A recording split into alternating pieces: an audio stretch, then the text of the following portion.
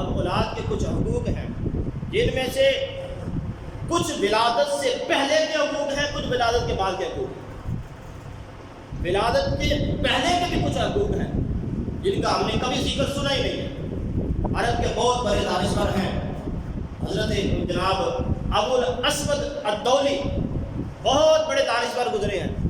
انہوں نے ایک دفعہ اپنے بیٹوں کو جمع کیا، جمع کر کے کہا بیٹا اے میرے بیٹو، میں نے تمہارے بچپن پر تمہارے اوپر احسان کیے، تمہاری جوانی میں بھی تمہارے اوپر احسان کیے، حتیٰ کہ تمہاری ولادت سے بھی پہلے میں نے تم پر احسان کیے۔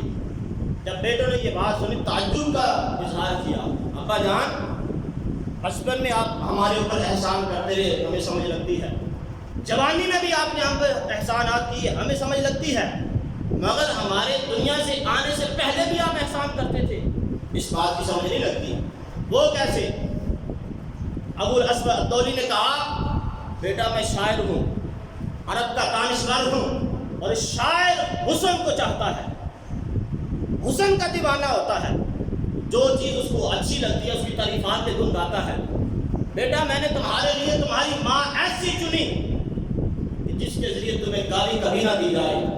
میں شاعر تھا، حسن کو پسند کرتا تھا، مگر میں نے عرب کی حسین و جمیل خواتین کا انتخاب نہ کیا، حسن کے پیچھے میں نے نکاح نہ کیا، حسن کو نہ دیکھا، بلکہ میں نے عرب کی خواتین میں سے تو جو دانشور تھی، با اخلاق تھی، ایسی ماں کا انتخاب کیا جو تمہاری اچھی تربیت کرتی اور تمہارے لیے جناب والا ذریعہ نجات بنتی۔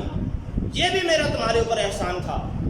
تو یاد رکھیں اولاد کے لیے سب سے پہلا حق یہ ہے کہ ان کے لیے اچھی ماں کا انتخاب کیا جائے، ایسی ماں کا انتخاب کیا جائے جو آپ کی اولاد کی اچھی تربیت کر سکے۔